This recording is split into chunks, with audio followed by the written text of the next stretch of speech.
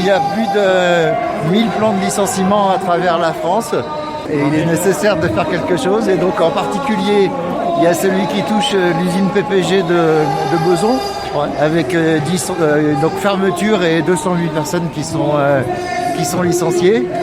Et donc ils ont décidé d'appeler à un mouvement de riposte de toutes les entreprises menacées de licenciement.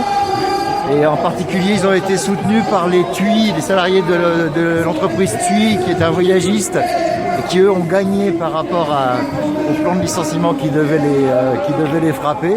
D'accord. Voilà. Et donc ils appellent tous les salariés à les rejoindre, en particulier ceux qui sont dans les usines victimes de plans sociaux. Donc est-ce qu'on pourrait envisager une grève générale, un blocage du pays, tant la situation est finalement assez désastreuse, quoi? Alors ce serait souhaitable. Malheureusement, on en est loin parce que les grandes fédérations et confédérations syndicales ne sont pas sur cette position-là à ce stade. Et là, ce qu'on voit aujourd'hui autour de nous, c'est une initiative de la base. Ce sont les bases syndicales qui se sont rassemblées, qui commencent à se rassembler. Alors, ça bouge, il y a des fédérations qui commencent à bouger. Aujourd'hui, on avait la présence en force d'un petit syndicat qui est la CFTC, néanmoins qui était représenté au plus haut niveau. Donc on va dire que c'est un premier pas, mais il reste encore beaucoup de chemin à faire avant d'avoir une réponse à la hauteur des enjeux. Voilà. Donc les bases en fait sont plus dans le combat que les hiérarchies syndicales, c'est ça?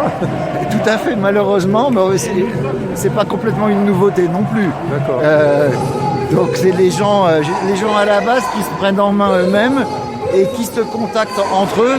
D'ailleurs, il y a un site internet qui s'appelle Stop Licenciement qui recense tous les plans sociaux et qui est un moyen aussi de liaison entre les gens qui sont concernés. Donc voilà, il y a une tentative comme ça de se structurer de manière horizontale, ce qui n'empêche pas évidemment d'interpeller les confédérations, parce que si on veut que ça débloque, il faut qu'il y ait une réaction au sommet aussi. Bien sûr, on mettra le lien des sites internet en description évidemment.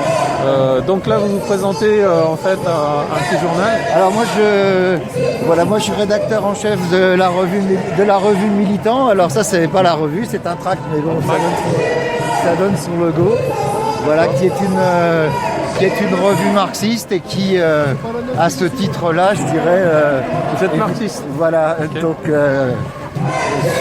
soutient tous les mouvements populaires qui peuvent exister, et en particulier les mouvements issus de la classe ouvrière industrielle, comme c'est le cas aujourd'hui.